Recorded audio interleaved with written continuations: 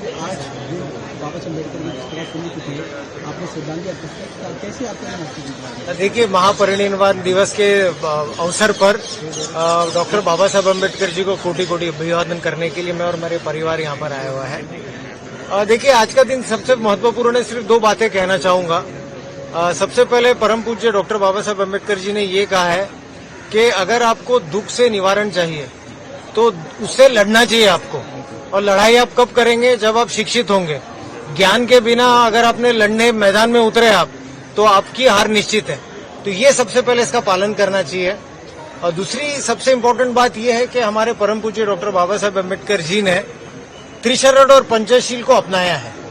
और आज हमारे राष्ट्र के सामने जो सबसे बड़ा मुद्दा है नशा मुक्ति का, ड्रग्स का, तो अगर आप उसको पंचशील को ठीक से देखेंगे, उसमें पाली में कहा गया है, सूरा मेरे मज्जा पमाड़ा थाना वेर मणि सिक्खा पदम समिधियानी। उसका अर्थ यह है कि मैं हमेशा नशे से दूर रहूंगा, मैं हमेशा नशे का पालन, नशे का सेवन बिल्कुल भी नहीं करूंगा। तो ये आज बहुत महत्वपूर्ण है हमारे लिए, आज के जीवन में, आज के 21वीं सेंचुरी में, जो हमारे परम पूज्य डॉक्टर बाबा साहब अम्बेडकर ने 1956 में बताया था। तो इसके लिए इन सिद्धांतों का पालन कीजिए, और मेरा तो जीवन इन सिद्धांतों को अभी प्रचार करने के लिए ही है और अंत तक करते रहूंगा। जय भीम, जय हिंद, जय महाराष्ट्र। एक और सवाल जानना चाहेंगे आपसे, क्योंकि थोड़ा पॉलिटिकल है, क्योंकि राहुल, देखिए, मैं पॉलिटिकल नहीं हूं, मैं सरकारी अधिकारी हूं। आपको लगता है संविधान वाकई अभी जिस प्रकार से प्रधानमंत्री? देखिए, मुझे सिर्फ और सिर्फ इतना कहना चाहूंगा, जो हमारे डॉक्टर बाबा साहब अम्बेडकर जी ने हमें जो संविधान दिया है, हमें उस पर गर्व है, हमें उस पर नाज है, और हमारे एक सरकारी अधिकारी होने के कारण हमारी सांसों में संविधान बसा हुआ है। Thank you very much. देखिए, आज भारत रत्न परम पूज्य डॉक्टर बाबा साहेब अम्बेडकर उनका महापरिनिर्वाण दिन है।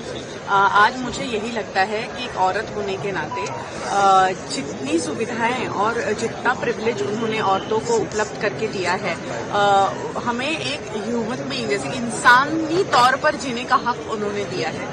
और आज मैं एक औरत होने के नाते यही कहना चाहूंगी कि हर एक औरत ने अपने जो राइट्स है, उनके हक है, उसके लिए लड़ना चाहिए।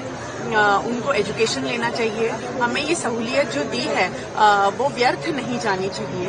अपने पैरों पे खड़े होना चाहिए, फाइनेंशियली इंडिपेंडेंट होना चाहिए, अपने हक को जानना चाहिए सबसे पहले, और डे टू डे अपनी जो दैनंदिन जीवन है उसमें डॉक्टर बाबा साहेब अम्बेडकर इनकी जो सीख है उसका पालन निश्चित करना चाहिए। मैम, आपने कहा है कि महिलाओं का हक मिलना चाहिए, आप एक महिला भी है, एक्टर भी है, लोगों को आप कहीं ना कहीं समझ भी करती है, तो आप महसूस करते हैं कि आप सुरक्षित है? क्योंकि विपक्ष लगातार आरोप कर रहा है कि महिला देश में सुरक्षित नहीं है। क्या आप मानते हैं कि महिला सुरक्षित है? देखिए, मैं तो महसूस करती हूँ कि मैं सुरक्षित हूँ, और मुझे आज भी मुंबई जैसे शहर में रहती हूँ, जहाँ पे अगर मुझे काम खत्म करके 2 बजे भी घर पे आना है तो मैं आ सकती हूँ। और स्थिति बदल रही है, हर एक गांव में, हर एक शहर में आत्मनिर्भर हो रही हैं औरतें, और अपने जो पुरुष बंधु भी हैं वो औरतों को सपोर्ट कर रहे हैं, उनके कामों में सपोर्ट कर रहे हैं। भले वो कोई मेकअप आर्टिस्ट भी हो, मैंने देखा है, मेरी मेकअप आर्टिस्ट है, लेडीज है, और उसके जो हस्बैंड है 2:30 बजे भी पैकअप होता है, वो लेने के लिए नीचे आते, खुद की बैंक की नौकरी करने के बाद भी।